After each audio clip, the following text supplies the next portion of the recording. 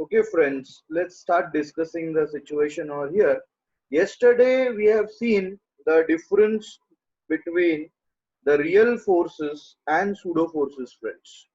So, when we talk about real forces are the forces which are produced by known interactions, whereas pseudo force, as discussed yesterday, is a force which is produced by an unknown interaction. That means we are not aware of which interaction produces such kind of force, and that force would be called as pseudo force. So today we are going to discuss pseudo forces in greater details, friends. So this is an interesting thing for you because you'll be studying this type of force for the first time. This is the different side of the coin for force, which we need to understand in greater details, which will help us in solving problems, complicated problems.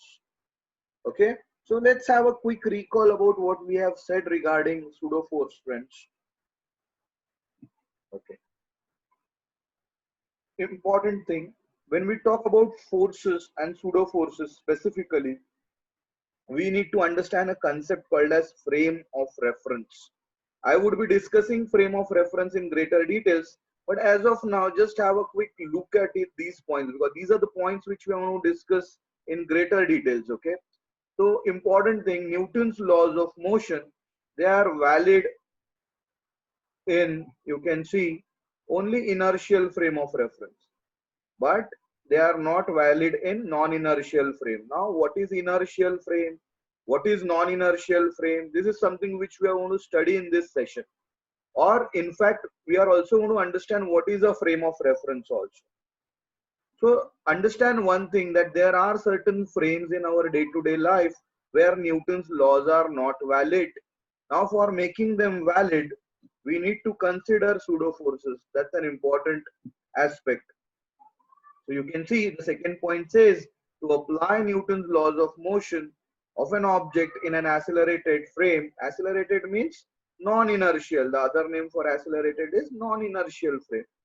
We have to assume the existence of one or more fictitious forces acting on the particle, and such forces we call them as pseudo forces. So that makes this study more interesting. You know what pseudo forces are, right?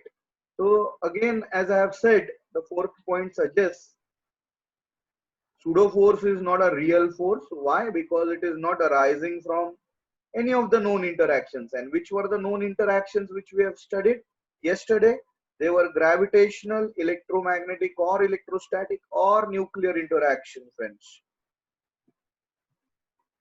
So it arises due to the accelerated frame of reference. And the example for pseudo force which I gave you last time was, suddenly if the driver applies brake to the bus, and if you are in a standing position, what happens is you feel a push forward, and we always used to say it's because of inertia.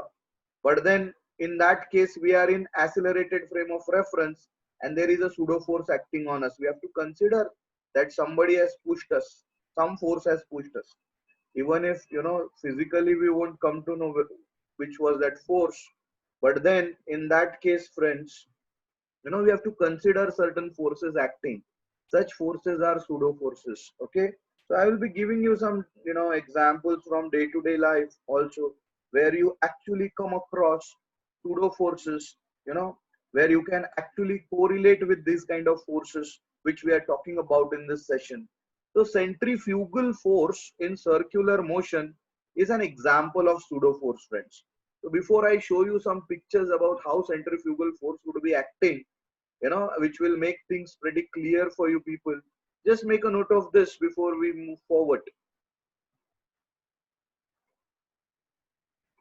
And let me know once you are done with it so that we can move ahead.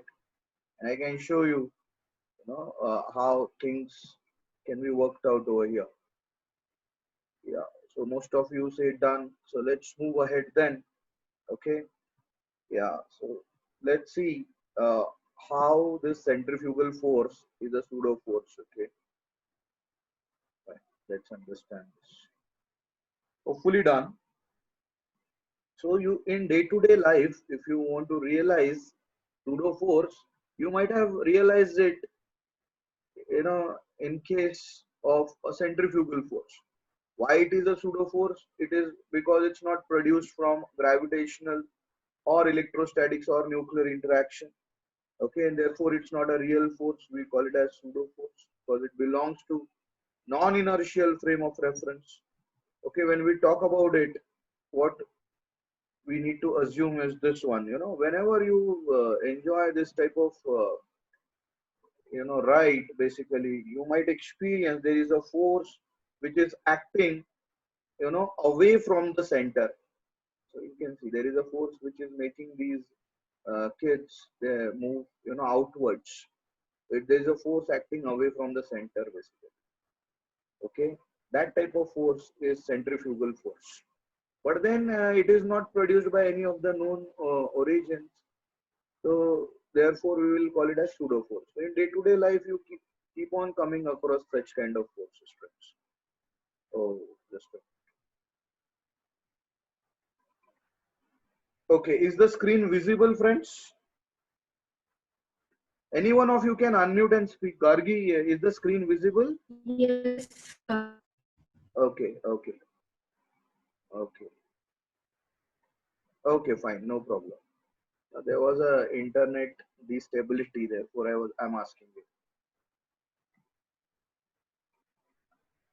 Okay, so here you can take a note of this before we move ahead. So this type of forces which you come across in day-to-day life can be considered as pseudo forces. Okay, one of the example is centrifugal force.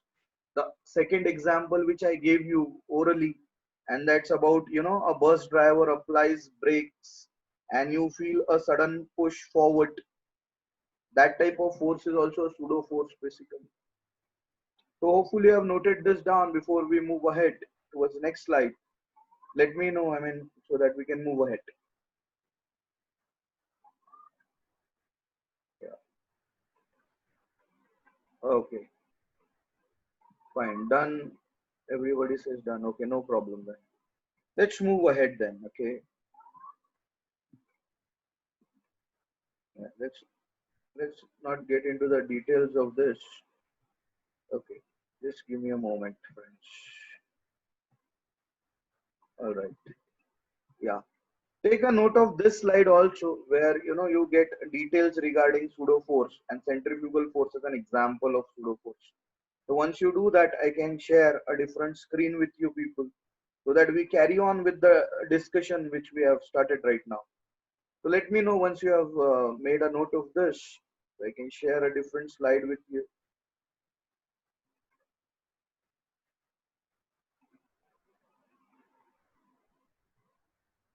Okay, fine. People say done. Okay. So just give me a moment and I share a different slide with you. Okay.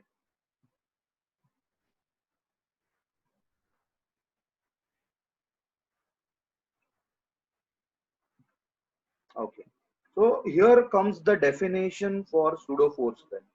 Okay. Simple definition for pseudo force would be a force which converts non-inertial frame of reference into an inertial frame. Now here comes the concept of frame of reference. So now comes a point where we would study frame of reference in greater details to understand pseudo force in greater details. So let's talk about what is a frame of reference. Please make a note of this so that I can actually start explaining what frame of reference is. So please make a note of this definition, and I need to share a different slide with you. So once it's done, let me know.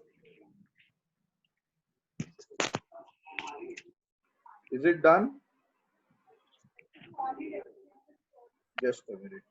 Okay, hopefully, just give me a moment. Okay, fine. So this is the definition which you would be using for pseudo force. Again, okay. Let's talk about the frame of reference now. Now the big question in front of us is to understand frame of reference, to understand pseudo force in greater details. So what can be a frame of reference? Say for example, the room in which you are sitting.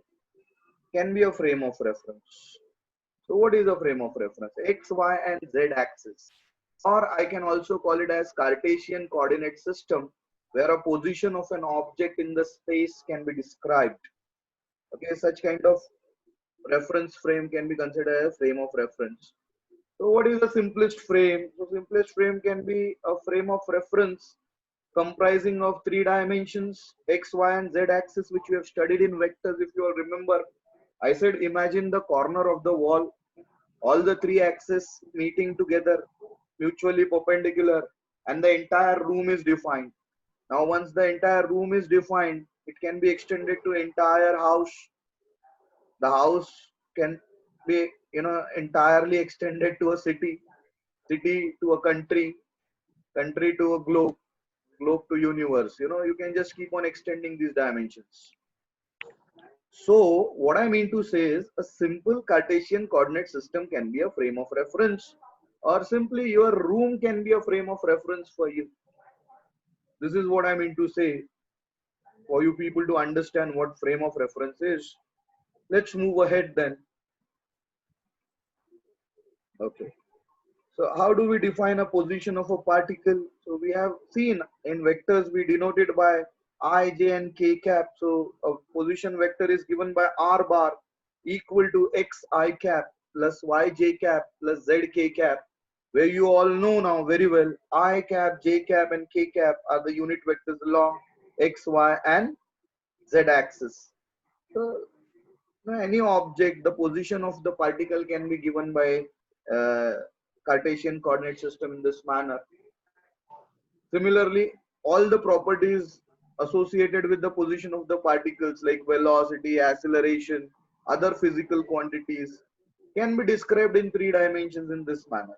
So whichever frame they are in, we would call it as frame of reference, friends. Other systems also we have in mathematics. You can see spherical, polar coordinate system.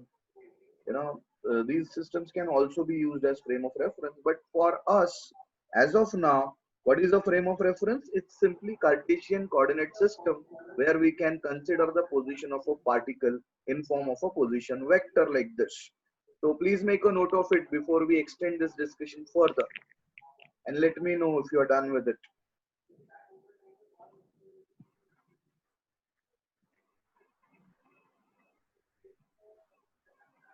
Okay, hopefully done. Fine. Many people say they're done with it. So let's move ahead. Let's extend this discussion. Okay. So frame of reference is clear to us. Okay. It's simple Cartesian coordinate system, or in simple words, a room for us can be a frame of reference. The room lies in a city. The city can be a frame of reference. The city lies in a country. So country can be a frame of reference, or a globe can be the frame of reference, earth can be the frame of reference, and so on. You can keep on extending that. All right, just give me a moment so I show you. Yeah, so these frame of references can be of two types. Okay, so when I say frame of reference is of two types, okay, so the first frame of reference would be inertial frame of reference. When I'm saying frame of reference, okay, a simple frame of reference can be, you know, Cartesian coordinate system. And if that Cartesian coordinate system is attached to, say for example, Earth, we consider that as inertial frame of reference. So what is inertial frame of reference? Let's try to understand that. So simple definition for it, a frame of reference which is fixed or which is moving with uniform velocity with respect to a fixed frame. So a frame which is moving with uniform or zero velocity, fixed velocity you can say, with respect to a fixed frame. Say for example, you consider two rooms adjacent to each other and there are two people placed in those two rooms. And if one room is moving with respect to other, like it used to happen in Harry Potter sequels, you can see, and say one room moves with a fixed velocity with respect to other, then both of the frames can be considered as inertial frames. Okay, so inertial frames of references The speciality about inertial frame of reference is, Newton's laws are obeyed. Newton's laws are valid in inertial frame of references. Then, if Earth is rotating and at the same time, say, moving in space, but its motion does not affect the motion of ordinary object on its surface, you can see, you keep on moving from Kothurut to, say, you go to Deccan. Earth is rotating, but does that affect your motion, day-to-day motion? Your direction will be same throughout for the year. It's not going to happen. The Earth has rotated, so the roads have changed from Kothurut to Deccan. So that won't happen. So whatever is attached to Earth, so that's what I'm saying in the last part, last statement. You can see whatever is attached to Earth will be considered as, inertial frame for practical purposes. What does that mean? If that some frame is not attached to Earth, that means if somebody is on moon and observing Earth, how it is moving, how the people on the Earth are moving, then he is not in inertial frame. Only a frame which is connected to Earth. See, your room is connected to Earth. Are you getting it? So that means you are in inertial frame of reference, friends. And therefore, generally pseudo forces don't act on you, because pseudo forces only act in non-inertial frames. So first thing what we have understood is what is a frame of reference. So a frame of reference is a Cartesian coordinate system along x, y and z axis. We define a position vector. So that is a frame of reference. Now when that frame of reference can be considered as inertial frame, when it is, it's either moving, if the two frames are moving fixed velocity with respect to each other, then they are in inertial frame. So for Earth, basically whatever frames are connected to Earth, our rooms are connected to Earth, India is connected to Earth, all the continents are connected to Earth, they all are in inertial frame of reference, friends. This is how you're supposed to imagine what inertial frame of reference is. Alright, so let's extend this. So what it says, simple. Any frame of reference moving with uniform velocity relative to Earth is also an inertial frame of reference. That means, if there is another, say, planet which is moving with the same velocity with respect to Earth in the space also, then that planet also comes under inertial frame. So what is the speciality about inertial frame, friends? Newton's laws are obeyed in inertial frame of reference. So very, very important thing to understand, because if you understand inertial frame of reference, then only you would be in a position to understand non-inertial or accelerated frame of reference, which is our next part of the discussion. So please make a note of this, take a screenshot. Revati Pawar, especially you take a screenshot, so that this serves as notes for you people. And let me know once you are done with it, people. In the chat section, I am watching your comments. Okay, so let me know if you're done with it, we move ahead. Okay, most of you say you are done with it. Okay, so most of you have understood, first thing, what is a pseudo force. Second, you might have understood what is a frame of reference. And the third thing what we have discussed is what is inertial frame of reference, friends. So let's move ahead, then extend the discussion to non-inertial frame of reference, friends. The next type is non-inertial frame of reference. The other name for it is accelerated frame of reference. Now, when do we say a frame of reference is in non-inertial frame? So if that frame is moving with an acceleration, that means non-uniform velocity, which results in acceleration relative to an inertial frame of reference, then we will call such frame of reference as non-inertial, or the other name for it is accelerated frame of reference, friends. Now, what is so special about this frame of reference? So let's understand. Newton's laws won't be obeyed in non-inertial frame of reference. Now, for making Newton's laws valid in non-inertial frame of reference, okay, in this frame, Newton's laws hold good only if we consider the existence of imaginary forces like pseudo forces, which we have talked about earlier. So the greater part of the discussion is pseudo force. For understanding pseudo force, we are considering the frame of reference. Okay. So in this frame, you can see if we want the Newton's laws to be hold valid, then we have to imagine pseudo forces acting. We don't know their origin. We cannot correlate their origin to any of the known interactions like gravitation, electromagnetic, or nuclear. But these forces do act. That's what I have shown you in the previous examples also. Which example? You know, in that particular merry-go-round type of thing, they get a outward push. Second, you might have observed bus stops suddenly, you get a push forward. We used to say because of inertia, but now we are getting into greater details here. So that's how we have to consider. So we are in non-inertial frame that time. Why we are in non-inertial frame? Because suddenly the acceleration of the bus changes. It's not moving with uniform velocity, and therefore you experience a sudden push. That means before the brakes were applied, you were in inertial frame. The moment brakes are applied, you enter into non-inertial frame. So from inertial frame, you keep on entering into non-inertial frames, friend. And again from non-inertial frame, you keep on entering into inertial frames.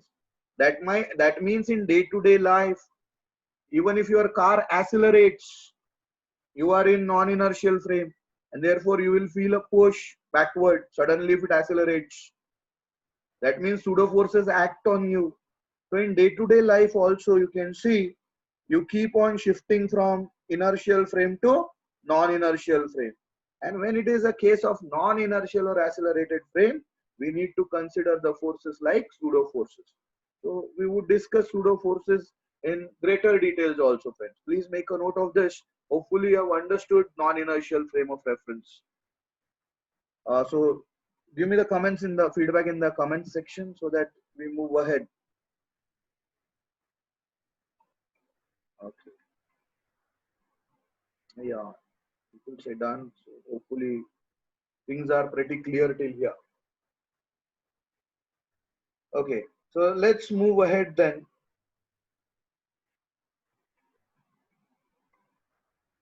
After understanding non-inertial frame of reference, let's understand what pseudo force is. So in non-inertial frame of reference, we need to consider an imaginary force which is supposed to act in order to make Newton's laws applicable, and we call such force as pseudo force. So a greater definition for pseudo force is being established over here. Okay, then there are many things about pseudo force. So what would be the direction of the pseudo force? So remember one thing clearly, the direction of the pseudo force will be always opposite to the direction of acceleration of the reference frame. Say for example, you were in a bus and the bus was moving forward, and suddenly when the bus driver applies brakes, that means he retards the vehicle. That means the acceleration will be acting backwards, and you would experience a force forward. Therefore you feel a push forward, exactly opposite to the direction of acceleration. While applying brakes, it was negative acceleration, retardation. So the acceleration was acting backwards and you get a push forward. So that's what I mean to say, the pseudo force will always act opposite to the acceleration of the reference frame, which was bus in this case. Let's say, example, we want to place it in form of an equation. So let's say if A naught is the acceleration of the reference frame with respect to inertial frame, and if m is the mass of the body, then the pseudo force would be given by minus m a naught. Why minus? Because it will be acting in the direction opposite to a naught basically. Therefore that minus sign comes into picture. So when we consider this force, then only we are in a position to explain Newton's laws of motion for non-inertial frame. So this is the limitation of Newton's laws basically. Okay, we have to consider pseudo forces for its application in which frame? Non-inertial. And again, I will repeat one thing. In day-to-day life, you keep on switching from inertial frames to non-inertial frames and non-inertial frames to again inertial frames. So therefore, in day-to-day life also you keep on experiencing these forces, friends. All right. So please make a note of this so that we move forward. And let me know once you are done with it, so that we again share more details regarding pseudo forces. Okay. Hopefully done. Yeah. So let's move ahead then. Okay. These are some examples for pseudo forces, friends. You can see this is something which we have discussed. We have discussed in terms of bus, but here they have mentioned it in terms of car moving. So we can have this example also, because again you can correlate this to day-to-day life basically. A passenger sitting in a car which is moving forward with acceleration, pushed in a backward direction. You can see if the car accelerates, the passenger is pushed in backward direction. Now why this happens? Because he is now in accelerated or non-inertial frame, due to which a pseudo force acts on him, and that should be opposite to the acceleration of the car. If the acceleration of the car is forward, he will feel a backward push. Again, we have discussed centrifugal force. You can see centrifugal force is being explained over here. So this can be considered as a pseudo force. All right.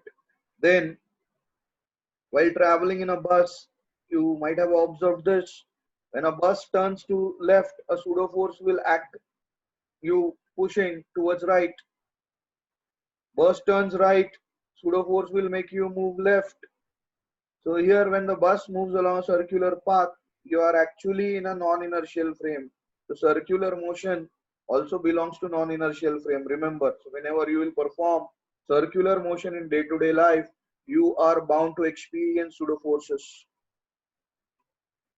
Please make a note of this before we discuss more details regarding the frames of references, friend. And let me know once you're done with it so that we move ahead.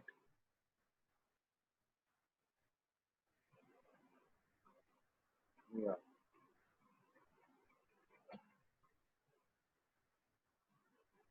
Okay. Hopefully done. That's what people say. So let's move ahead then. Okay. Sir, please wait. Okay. Okay. No problem. Let me know. Once you are done, let me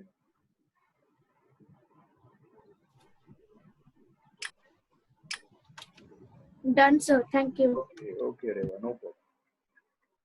Fine. So these are the examples where we have discussed. You can see pseudo forces in greater details. Okay. So let's understand, the frames of references over here.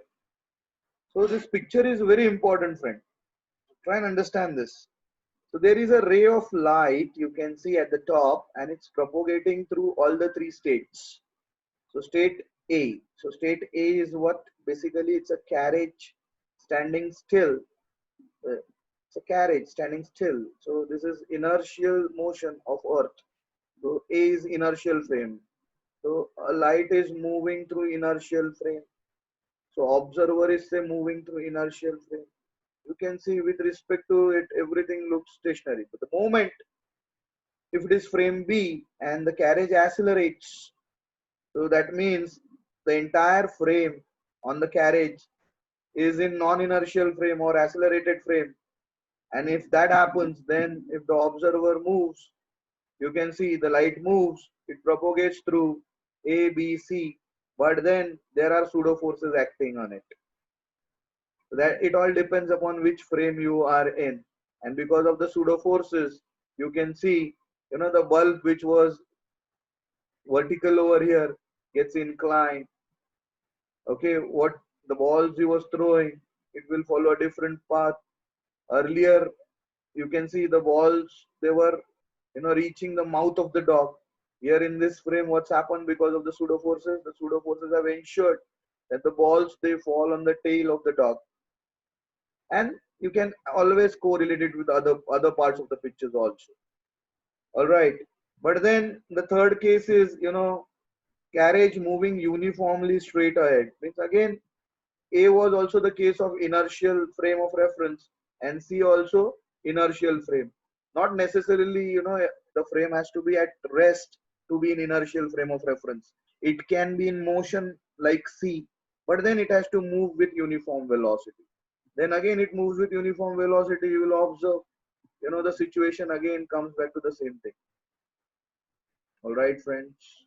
This is how you are supposed to understand this picture. Very interesting picture, which shows us how we keep on, moving from inertial frame to non-inertial frame in our day-to-day life, and how pseudo forces act on us, and how the motion is to be analyzed using Newton's laws of motion, friends. So very, very important slide, I can say. So make a note of it, and then I share a different screen with you people. So let me know once you're done with it. Okay, most of you say yes, done. So good, very nice. Let's move ahead then. Okay, so let's see. Let me share a new screen with the people. Yeah, what content?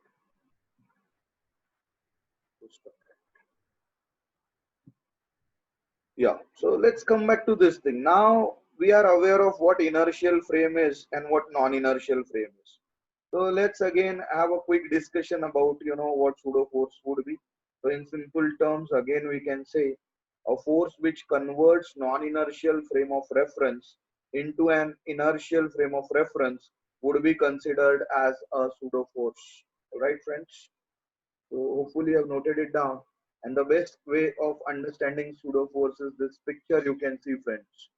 So here in picture one, there is a trolley, a person on the trolley, and there is an observer over here. The observer is watching the trolley moving with uniform velocity with respect to him, and for him the stones are not moving but the trolley is moving. So that means he is in inertial frame of reference. But the same observer, if he sits on the trolley, so the picture is picture number 2, you can see. He will find if the trolley moves forward, he will find there is some force which is pushing the stones backward. So that means because he is in accelerated frame of reference, the view would be different, and pseudo forces, start acting around him basically. So this frame, the same picture, analyzed in two different situations. Here he comes under inertial frame. Here he would come under non-inertial frame. You would find the rocks going backward. That means he is moving forward, but then he might feel that there are some forces which are pushing the rock backward. So the best picture you can see for understanding pseudo forces, friends. So please make a note of it, and then let me know so that we move ahead.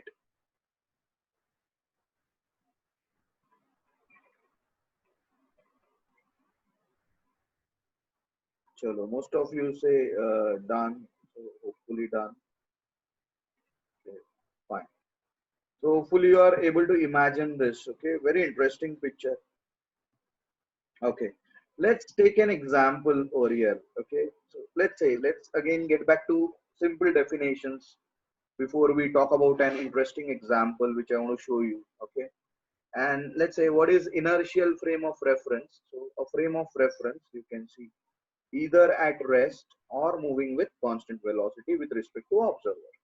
So if this person is moving with a constant velocity with respect to observer, then he is in inertial frame. It is as simple as this. Okay, make a note of this so that we move ahead. That in inertial frame, Newton's laws would be normally valid. So no need to consider pseudo forces here. Okay, this is how we define inertial frame, friends. Okay, okay, hopefully done. So they say done. So let's move ahead. Okay, next.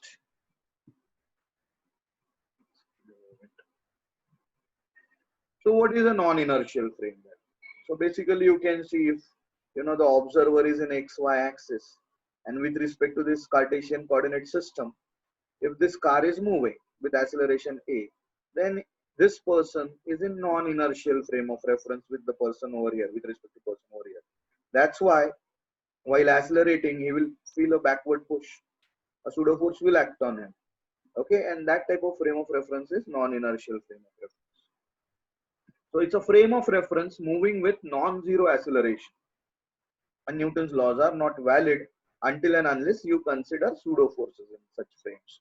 Please make a note of it quickly so that we move ahead. And let me know if you are done with it. We will move ahead then.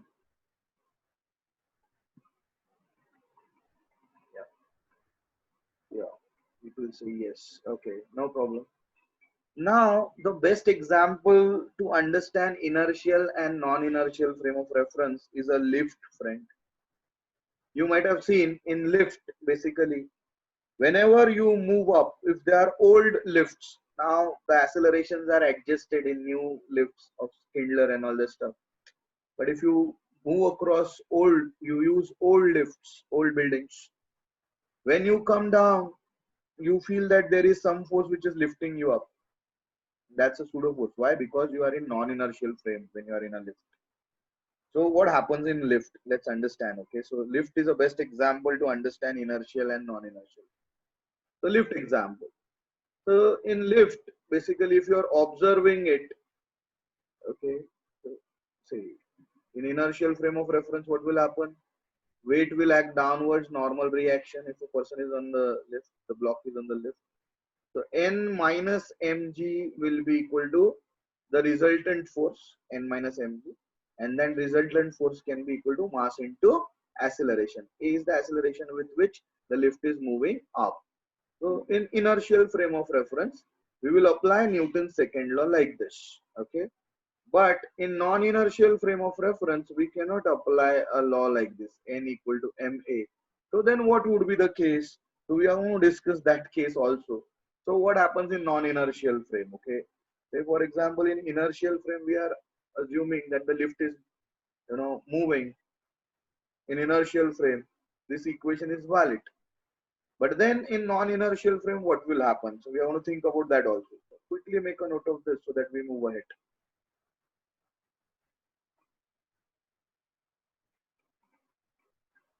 And once you're done with it, let me know so that I can share the next screen for you. So we are at a very crucial and interesting juncture now. Okay, so just give me a moment. Yeah. So crucial thing. Okay, so interesting thing. Now the person was observing outside the lift. Now the person himself is inside the lift. If the person himself is inside the lift, obviously when the lift accelerates upwards, he is going to push, he is going to feel a pseudo force. Why? Because he is in accelerated frame now, non-inertial frame. So which direction that pseudo force will act? So m into a, so it's downward direction. Why? Because the lift is moving up, and it should be m into a. So you can see here the pseudo force which is acting is ma. Mg is already acting downwards. Ma is extra pseudo force which has been acting downwards. So Ma will be pseudo force. And then in that case, you can see N minus Mg will again be given as Ma. Are you getting it? So understanding equation is same, but the way we have understood it is different. We have made Newton's law. Here the Newton's law was valid directly. Here by considering pseudo force, we have made Newton's law valid. So at times in problems, we need to do this. Therefore, how we apply pseudo forces is an important ask, a trick, which you should be comfortable with while solving problems. Very, very important slide, friends. Please make a note of it. Once you are done with it, let me know. I can show you some other slides also, where we are talking about the case of lift, but with all the forces which are acting and how the equations are to be prepared for Newton's second law of motion, friends.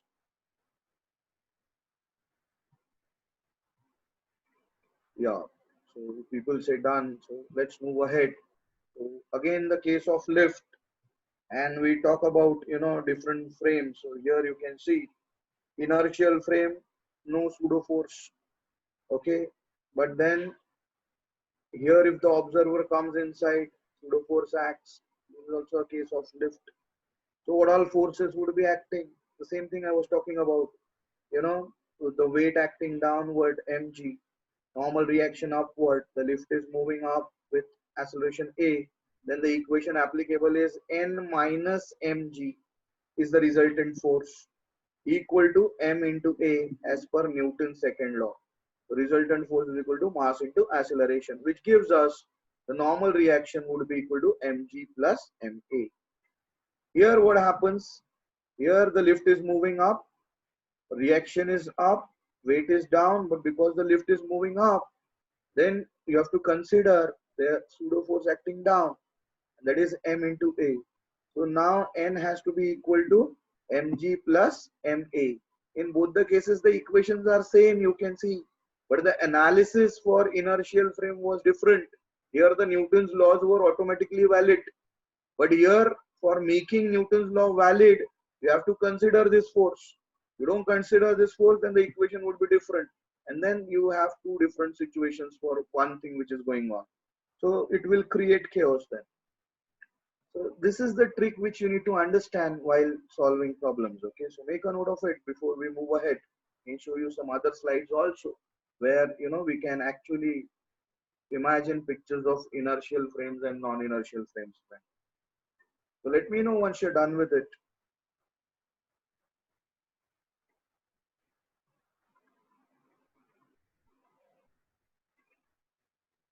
Okay, fine, no problem. Done.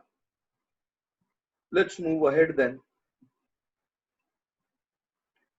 Yeah, here is an interesting example for inertial frame. Okay, so you can see a vehicle is moving, a pendulum bob is being connected to the, you can see it's connected here at the top, so it moves. So the person who is observing from this side, standing here, will consider this motion in inertial frame, no pseudo force acting. Okay. So again, forget about what the forces would be. Just take a picture of this so that it serves as a explanation for you what how you have to assume inertial frame. So done with it, I can show you the same picture how you work it out in non-inertial frame.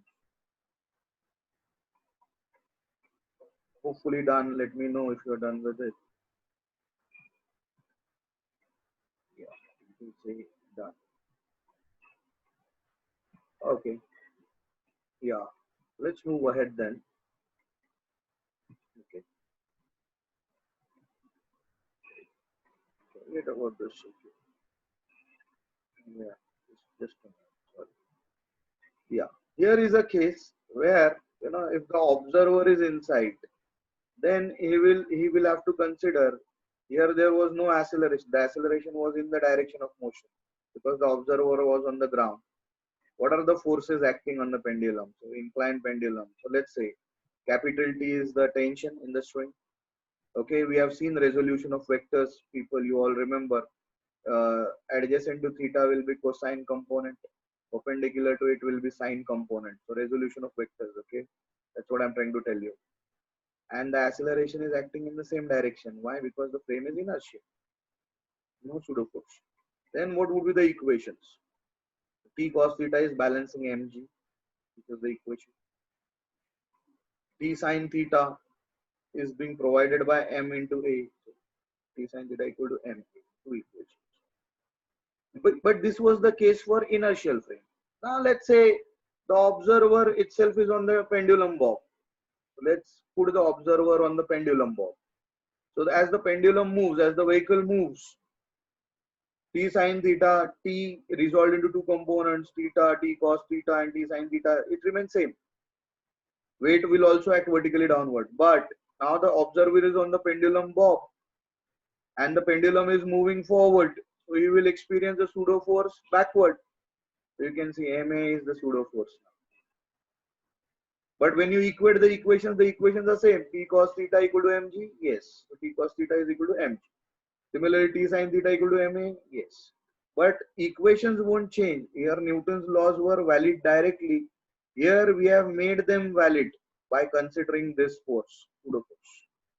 All right, so this is the best example to understand how we are going to apply the concept of pseudo forces for solving problems in mechanics, friends. Please make a note of this.